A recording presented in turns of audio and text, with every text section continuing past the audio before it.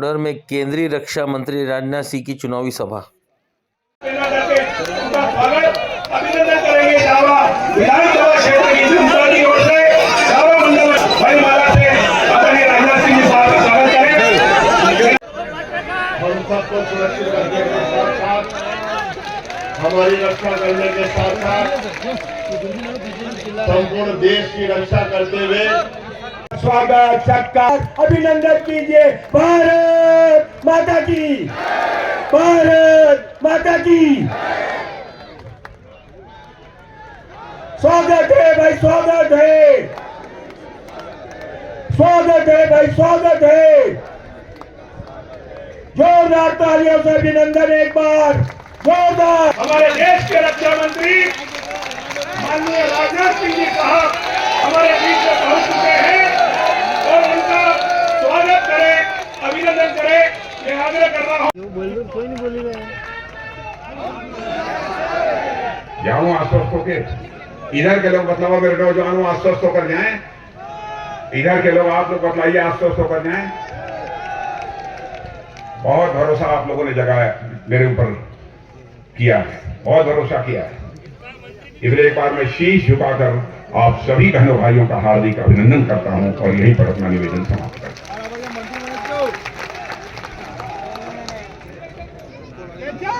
बहुत बहुत धन्यवाद। उसमें से सर्वस्व कल्याण निकल करके आए।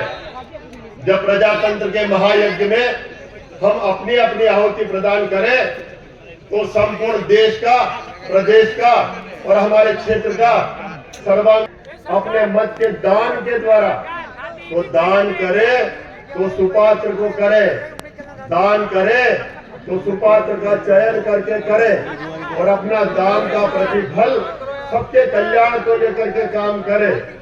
हर वर्ग को साथ लेकर, हर वर्ग को सम्मान देते हुए, समस्त धर्म जाति पंथ का सम्मान करते हुए, सबका साथ, सबका विकास, सबका विश्वास और सबका प्रयास, उस भाव और भावना के साथ में इस देश और प्रदेश को प्रगति और उन्नति की ओर ले जा रही है। देश के प्रधानमंत्री माननीय नरेंद्र शिवराज सिंह जी चौहान अनेक विकास कार्यों के साथ साथ जन कल्याणकारी योजना भी बना रहे, जन कल्याण के कार्य भी कर रहे। समस्त समाजों के लिए, समस्त वर्गों के लिए कोई भेद नहीं, कोई पक्षपात नहीं, किसी धर्म से भेद नहीं, किसी पंथ से भेद नहीं, किसी मजहब से भेद नहीं, किसी वर्ग से भेद नहीं, सबको साथ में लेकर के भारतीय जनता पार्टी लगातार काम कर रही है। माननीय रक्षा मंत्री जी हमारे बीच में आए हैं, देश को गौरवान्वित किया है। आपने अपने बल के द्वारा, अपने आत्मविश्वास के द्वारा, अपने आत्मबल के द्वारा, मजाल है आज भारतवर्ष की तरफ कोई तिरछी निगाह करके देख ले। हमारे देश के सशक्त रक्षा मंत्री ने हमारे देश को सुरक्षा दी है, हमारे देश में एक रक्षा का भाव पैदा किया है। पहले हम भयभीत हुआ करते थे, पहले छोटे छोटे देश हमारे देश की ओर देखा करते थे, हमारे देश में भय व्याप्त हो जाया करता था, हमारे देश में जैसे एक तरह से घबराहट हो जाया करती थी। लेकिन जब से माननीय रक्षा मंत्री राजनाथ सिंह जी साहब ने कमान संभाली है और हमें कुशल नेतृत्व करता माननीय नरेंद्र मोदी जी का जो कुशल नेतृत्व प्राप्त हुआ है, पूरे देश का जैसे गौरव लौट करके आ गया है, पूरे देश का जैसे सम्मान लौट करके आ गया है। पूरा देश, प्रत्येक नागरिक अपने आप को सम्मानित महसूस करता है। यह करिश्मा है भारत का। हमारे सरकार ने दिया है, क्या नहीं दिया है, वो सब तो आप लोग बहुत जानते हैं। मैं विस्तार में चर्चा करूंगा, घंटों भर का समय लगेगा, तो मैं नहीं जाना चाहता। पीएम किसान सम्मान निधि दी है, आयुष्मान भारत, मैं बताऊं विश्व में कहीं योजना नहीं है 5 लाख रुपए तक का मुफ्त इलाज आयुष्मान भारत योजना के अंतर्गत गरीबों के लिए। और यदि आज आपका रोग ठीक नहीं हुआ तो अगले साल 5 साल का फिर यह हालत है। इसलिए मैं आप सभी से अपील करने आया हूं, आगे क्या क्या करेंगे इसकी जानकारी तो आप लोगों ने दी होगी ना, क्यों पांडे जी? ये चुनावी जो घोषणा पत्र है, और बहनों भाइयों जो हम लोगों ने घोषणा की है 5 सालों तक गरीबों को मिलता रहेगा मुफ्त राशन, किसानों को रुपया 2700 प्रति क्विंटल पर गेहूं, और अब रुपया 3100 क्विंटल पर धान की खरीद 3,000 एक। बहनों को उज्ज्वला योजना के अंतर्गत 450 रुपये में गैस सिलेंडर मिलेगा। प्रत्येक परिवार को कम से कम एक सदस्य को रोजगार अथवा स्वरोजगार का अवसर मिलेगा, रोजगार या स्वरोजगार। और लाडली लक्ष्मियों को जन्म से 21 वर्ष तक कुल 2 लाख रुपए मिलेंगे। जो ही कोई बेटी पैदा होगी तो उसको जब उसकी शादी करने के योग्य हो जाएगी 21 वर्ष की, तब उसको जो है 2 लाख रुपए मिलेंगे। गरीब परिवार की छात्राओं को केजी से लेकर पोस्ट ग्रेजुएट तक मुफ्त शिक्षा। ऐसे कई चीजें हैं। इसलिए मैं आप सबसे अपील करने आया हूं बहनों भाइयों कि आपका समर्थन मिलना चाहिए। मैं और आप सबके बीच भाषण करता, लेकिन हमारी और भी सार्वजनिक सभा है। भारत का जहां तक सवाल है, भारत अब कमजोर भारत नहीं रहा है, भारत अब ताकतवर भारत बन गया है।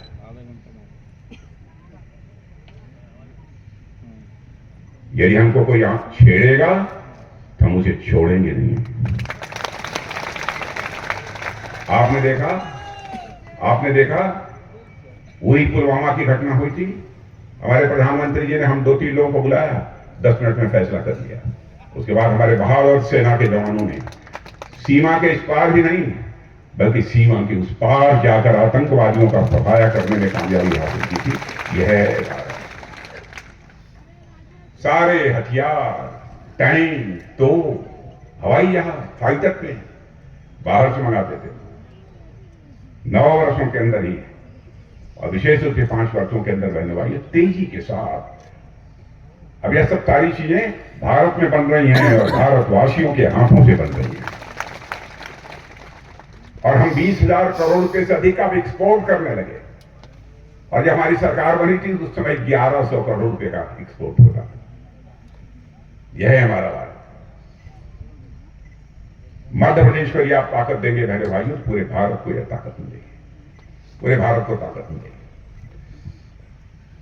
इसलिए मैं आप सभी से अपील करने आया कि हम लोग राजनीति करते हैं तो केवल सरकार बनाने के लिए राजनीति नहीं करते।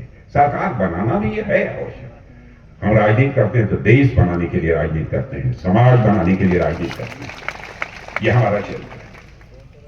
इसलिए मैं आप सभी से अपील करना चाहता हूं कि आप सबका, अब इन लोगों के बारे में, कांग्रेस के लोगों के बारे में कुछ नहीं कहना चाहता हूं। 1.5 वर्ष देखा है आपने इनको, कमलनाथ जी को भी। बतलाइए, हमारी केंद्र की बहुत सारी योजनाओं को इन्होंने बंद कर दिया। ऐसा होना चाहिए। अभी कहीं से भी पैसा मिले, कहीं से कोई योजना मिले, यदि आप सचमुच अपने प्रदेश की जनता के हितैषी हैं तो उनके लिए उसे खर्च करना चाहिए, काम करना चाहिए। आप उसको बंद करते हैं। अब यह नहीं होने पाएगा। अधिकांश राज्यों में हमारी सरकार ने, बड़े राजनीतिक विश्लेषकों ने भी कहा है कि अगली भी केंद्र की सरकार यदि किसी की बनने जा रही है, पहले से अधिक सीटों पर विजय प्राप्त करके तो भारतीय जनता पार्टी की होगी। इसलिए मैं आप सभी लोगों से अपील करना चाहता हूं कि हमारे राजन जी पांडे को 3 बार जीत चुके हैं, 3 बार जीत चुके हैं। मैंने भाई इस बार चौका मार दीजिए।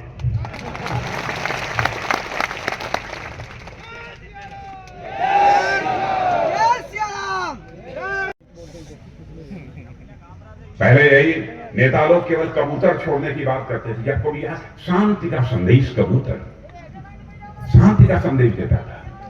बहनों भाइयों, वह जमाना लग गया। अब भारत में एक ऐसा भी नेता आया है जो कबूतर नहीं छोड़ता है, बल्कि मध्य प्रदेश में आकर चीता छोड़ता है।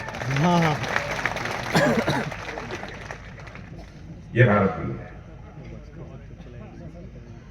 और हमारी पार्टी और हम सब सारे लोग, बहनों भाइयों, जनता को जनार्दन मानते हैं, और कांग्रेस के लोग अपने परिवार को जनार्दन मानते हैं। उनमें और हमारे बीच में मौलिक अंतर यह है। मध्य प्रदेश का जहां तक सवाल है, शिवराज सिंह के बारे में चाहे जो भी कहें, लेकिन ये काम तो शख्स ने किया है कि अपने मुख्यमंत्री रहते हुए मध्य प्रदेश को बीमारू राज्य की श्रेणी से बाहर करने में कामयाबी हासिल की है शिवराज सिंह। क्या किसी मुख्यमंत्री की इतनी विनम्रता, शालीनता की पराकाष्ठा आपने देखी है? दौड़ दौड़ कर माताओं बहनों से मिलता है, बच्चों से मिलता है, बच्चों को गोद में उठा। कोई कह सकता है कि यह नाटक है, यह करने की भी क्षमता चाहिए। जब तक दिल में जज्बात नहीं होगा तब तक कोई इंसान इस काम को नहीं कर सकता। और बीमारू राज की श्रेणी से बाहर कर दिया इस मध्य प्रदेश को। हालात, मैं भी पहले मध्य प्रदेश आता था, मैं देखता था यहां सड़कों में गड्ढे नहीं थे, गड्ढों में सड़कें थी। और जब गांव में हम जाते थे, लोग बताते थे यहां के बिजली के तारों में बिजली कम आती है, बिजली का बिल ज्यादा आता है। यार, उस संकट से तो शिवराज सिंह चौहान ने निकाला है।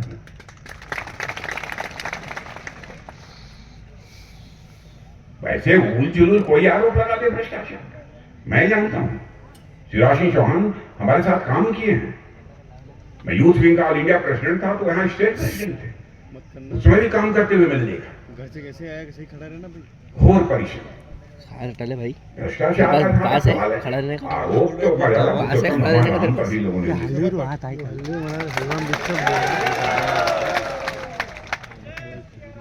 और कांग्रेस की आपको याद दिलाना चाहता हूं, जब का खुद हिला रहे थे ना, प्रारंभ से लेकर बैंक घोटाला, जीप घोटाला, बोझा ना अबे ना बोला मैं चावल घोटाला,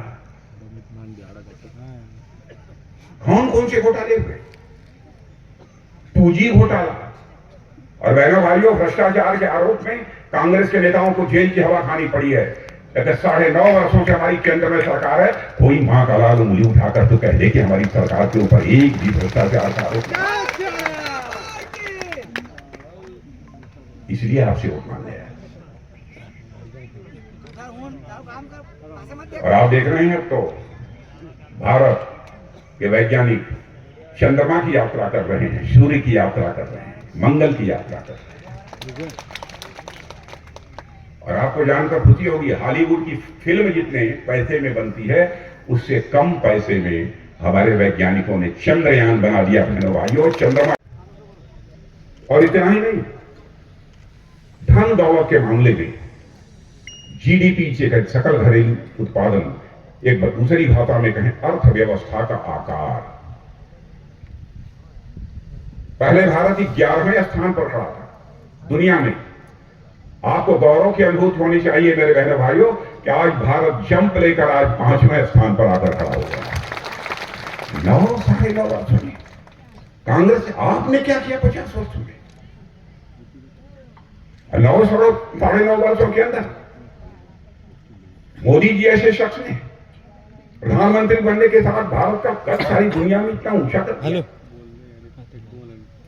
अर्थव्यवस्था की दृष्टि से भी इतना ताकतवर बना दिया कि भारत 11वें स्थान से जंप लेकर है 5वें स्थान पर। बोल रहे हलाओ मत इसको। और मेरी बात सुन लेना भाइयों, मैं ही नहीं कह रहा, दुनिया की मानी जानी जो फाइनेंशियल फर्म्स होती हैं, जो आर्थिक इस प्रकार के फर्म्स होती हैं, जो भिन्न भिन्न देशों के आर्थिक मामलों का बराबर सर्वेक्षण विश्लेषण करती रहती है, उसमें से प्रमुख मॉर्गन स्टैनले एक फाइनेंशियल फर्म है, उसने कहा है कि भारत जिस तेजी के साथ आगे बढ़ रहा है, इस सच्चाई को नकारा नहीं जा सकता। 2027 आते जाते, यानी 3 वर्ष के अंदर ही भारत अमेरिका और चाइना के बाद तीसरा देश कोई इस दुनिया में होगा, तो हमारा वह आपका देश है भारत है। यह कोई छोटी बात नहीं है। जन सामान्य के कल्याण के लिए जो भी हम लोगों ने कदम उठाए, उससे आप अच्छी तरह परिचित हैं, बहुत विस्तार में नहीं जाऊंगा। अब किसानों का प्रश्न है, मैं भी गांव का रहने वाला हूं, मैं भी किसान का ही बेटा हूं, भारत का कृषि मंत्री भी रह चुका हूं, गृह मंत्री भी रह चुका हूं। मैं दावे के साथ कहता हूं, पहले की अपेक्षा, मैं नहीं कहता सब धनवान हो गए, पहले की अपेक्षा स्थिति में सुधार आया है। भ्रष्टाचार यह दावा नहीं करता कि एकदम समाप्त हो गया, लेकिन उसको कम करने में, उसको मिनिमाइज करने के लिए भी कई कदम हम लोगों ने उठाए।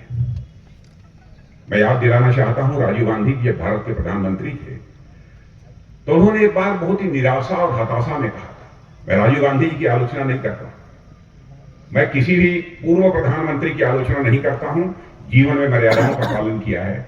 मैं मानता हूं प्रधानमंत्री किसी पार्टी से हो, प्रधानमंत्री होता है, वो व्यक्ति नहीं होता है, वह संस्था होता है, इसलिए उसका सम्मान किया जाना चाहिए। मैं राजीव गांधी जी के प्रति हमारे मन के अंदर सम्मान का भाव है, क्योंकि दो राय नहीं है।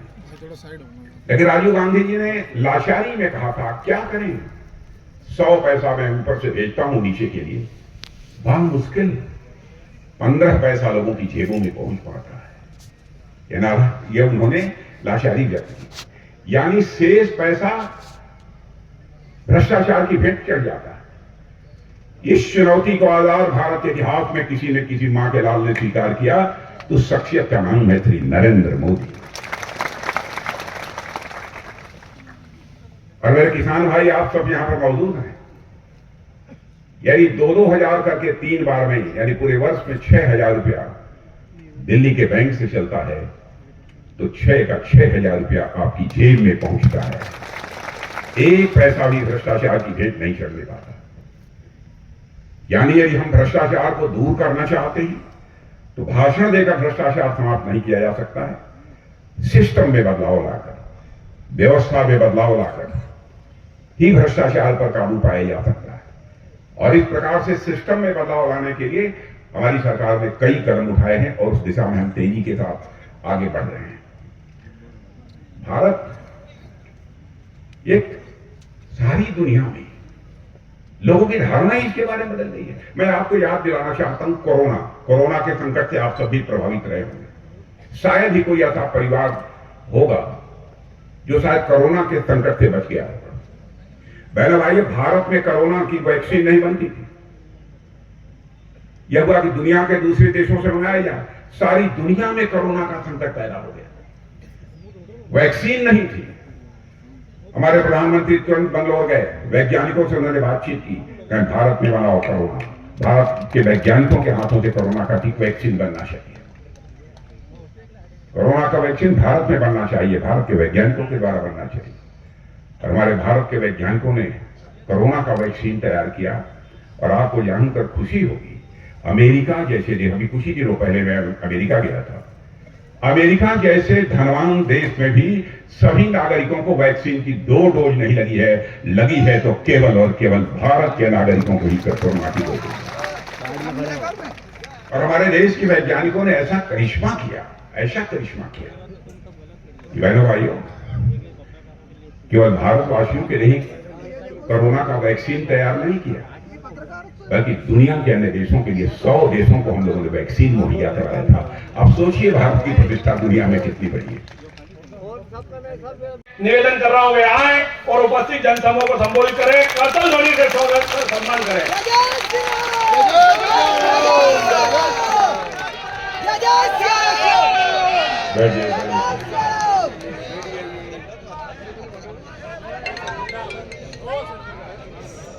भारतीय जनता पार्टी के जिला राजेंद्र सिंह गुलेरा और भारत की संसद में जो प्रभावी तरीके से अपने विचार को रखते हैं, ऐसे आपके सांसद श्री सुधीर जी गुप्ता, जिला प्रभारी प्रदीप जी पांडे और आपके योग्य प्रत्याशी श्री राजेंद्र जी पांडे, श्री भरत दास जी बैरागी, श्री के सिंह जी कालूखेड़ा, श्री कान्हा सिंह जी चौहान, श्री प्रकाश जी मेहरा, श्री ईश्वरलाल जी पाटीदार और श्रीमती लालाबाई शंभूलाल जी। और इस मैदान में मौजूद मेरे सभी सम्मानित बहनों एवं भाइयों, सबसे पहले तो मैं आप सबके प्रति आभार व्यक्त करना चाहता हूं। पिछली बार मैं आया था, चुनाव का ही दौर था, और आप लोगों से विनम्रता पूर्वक हमने अपील की थी कि हमारे राजेंद्र जी पांडे को विजय दिलाकर आप मध्य प्रदेश की विधानसभा में भेजिए। आपने मेरी विनती स्वीकार की है, और मुझे जो आपने सम्मान दिया है उसके लिए मैं जितना भी आभार व्यक्त करूं, मैं समझता हूं वह कम है। आप मेरे ऊपर भरोसा करते हैं, ये हमारी जिंदगी की बहुत बड़ी पूंजी है मेरे बहनों भाइयों। और जिस भारतीय जनता पार्टी के लिए आपसे हम लोग वोट की अपील करने के लिए आए हैं, वह भारतीय जनता पार्टी कोई ऐसी वैसी कोई छोटी मोटी राजनीतिक पार्टी नहीं है, हिंदुस्तान की ही नहीं है, वे विश्व की सबसे बड़ी राजनीतिक पार्टी इस समय कोई है तो भारतीय जनता पार्टी है।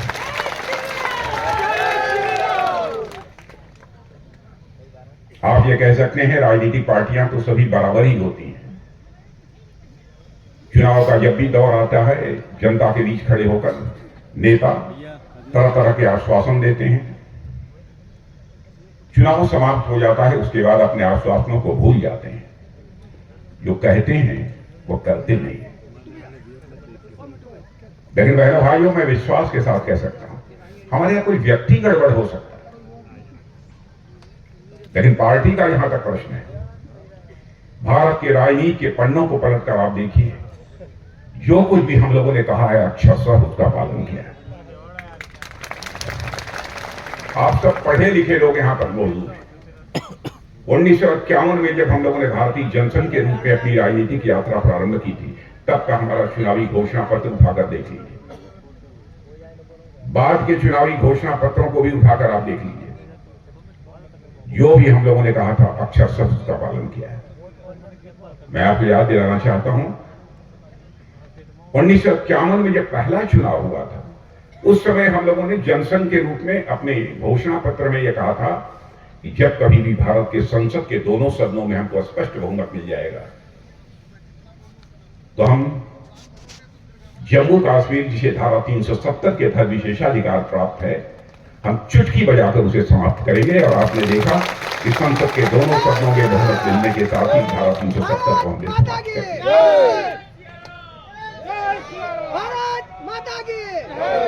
अपनी यात्रा प्रारंभ की, उस समय भी हम लोगों ने कहा था जब हमें संसद के दोनों सदनों में बहुमत प्राप्त होगा, तो अयोध्या की धरती पर भव्य राम का मंदिर बनने से दुनिया की कोई ताकत नहीं है। बहनों भाइयों, आपको आमंत्रित करने के लिए आया हूं, और हमारी जो यहां सरकार बनने जा रही है उसका यह फैसला भी है। लोगों को दर्शन कराने के लिए विशेष रूप से बुजुर्गों को, महिलाओं को वो अयोध्या ले जाएंगे। 22 जनवरी के बाद जब रामलला की प्रतिष्ठा हो जाएगी, उसके बाद आप कभी भी जाकर वहां दर्शन कर सकते हैं। इतना ही नहीं, मैं सारे विवादों की चर्चा करूंगा तो लंबा समय लगेगा। हम लोगों ने कहा था हम नागरिकता कानून बनाएंगे, बना देंगे। किसी भी जात की, किसी भी धर्म की कोई मां क्यों ना हो, बहन क्यों ना हो, बेटी क्यों ना हो, सबको हम लोगों ने बराबर समान नजरिए से देखा है। लोग हमारे ऊपर आरोप लगाते हैं कि हिंदू मुसलमान, ये ईसाई, वो भेदभाव। बहनों भाइयों, कांग्रेस पार्टी करती होगी, हम लोग नहीं करते। हम लोगों ने देखा कि एक संप्रदाय की बहनों को शादी करने के बाद तलाक तलाक 3 बार बोलकर उससे अपना रिश्ता तोड़ लेते थे। हम लोगों ने वोट की परवाह नहीं की। हम लोगों ने डंके की चोट पर कहा जिस दिन हमारी सरकार बन जाएगी, उस दिन हम 3 तलाक को समाप्त करने का कानून बनाएंगे और यह प्रथा भारत से समाप्त हो जाएगी। और उसे हम लोगों ने किया। कांग्रेस ने तो बराबर वादे किए हैं और किस हद तक अपना वादा पूरा किया है, ये ज्यादा मुझे विस्तार में जाकर बताने की आवश्यकता नहीं है। जब से आजादी मिली है, तब से लगातार 50-55 वर्षों तक अखंड हुकूमत इस हिंदुस्तान में किसी ने की है तो कांग्रेस पार्टी ने की है। और मध्य प्रदेश में भी सबसे लंबे समय तक यदि हुकूमत किसी ने की है तो कांग्रेस ने किया है। वादे बहुत सारे किए, किस हद तक उन लोगों ने अपने वादों को पूरा किया। जब कभी चुनाव आता था, कांग्रेस नारे देती थी, कहती थी हमारी सरकार बनाओ, हम गरीबी मिटा देंगे। बहनों भाइयों, मैं पूछना चाहता हूं, 55 वर्षों की अखंड हुकूमत के बावजूद क्या कांग्रेस हिंदुस्तान से गरीबी को समाप्त कर पाई? मैं डंके की चोट पर कहता हूं और यहां जो पढ़े लिखे लोग हैं और अपने प्रेस के दोस्तों को भी कहना चाहता हूं, हमारी बात गलत हो तो आप अखबार के पन्नों पर लिख देना कि राजनाथ सिंह आए थे और जनता को गुमराह करके चले गए, जनता की आंखों में धूल झोंक कर चले गए। हमारी गलती होगी तो मैं स्वीकार कर लूंगा। पिछले 9 साढ़े 9 वर्षों से केंद्र में हमारी सरकार है बहनों भाइयों। मैं नहीं कह रहा हूं, नीति आयोग कह रहा है। नीति आयोग कहता है कि नरेंद्र मोदी जी के प्रधानमंत्री बनने के बाद 13.5 करोड़ लोग गरीबी रेखा से ऊपर आ गए। मैं नहीं कह रहा हूं, नीति आयोग कहता है। यहां तक कि एक इंटरनेशनल मॉनेटरी फंड विश्व की मानी जानी संस्था है, उसने भी कहा है 13.5 करोड़ नहीं, 40 करोड़ लोग अति गरीबी के संकट से इस हिंदुस्तान में बाहर हुए। अति गरीबी जिसे कहते हैं, यानी दूसरों के घर से मांग कर जिनको अपना पेट भरने की जरूरत पड़ती थी, ऐसे अति गरीबों की संख्या कम हुई। बराबर कहते हैं, या कोई छोटी बात नहीं है। हम लोगों की सरकार बनने के बाद क्या हुआ है इसका एहसास आप सबको भी होगा। लोग कहते हैं गांव के लोग कम पढ़े लिखे होते हैं, अखबार नहीं मिलता है। ना अखबार मिलता हो, टेलीविजन तो देखते हैं। और गांव के लोग भैया बहुत जागरूक हो गए हैं। शहर के लोगों को नहीं समझना चाहिए कि हम ही जागरूक हैं, गांव के लोग भी बहुत जागरूक हो गए हैं, सब कुछ देखते हैं। 10 साल पहले आपके गांव का दूर दराज का कोई रिश्ते नाते का व्यक्ति विदेशों में गया होगा बहनों भाइयों, उससे पूछिए भारत के बारे में क्या धारणा थी। भारत के बारे में धारणा थी भारत एक कमजोर भारत है, भारत ये गरीबों का भारत है। 9 साढ़े 9 वर्षों में दुनिया में यह धारणा बदल गई है। आज भारत को कमजोर भारत नहीं माना जाता। पहले भारत अंतरराष्ट्रीय मंचों पर, दुनिया के मंचों पर कुछ बोलता था, लोग भारत की बातों को गंभीरता पूर्वक नहीं सुनते थे। लेकिन आज यदि भारत अंतरराष्ट्रीय मंचों पर कुछ बोलता है बहनों भाइयों, तो दुनिया कान खोलकर सुनती है भारत बोल क्या रहा है। यह भारत की हैसियत बनी है।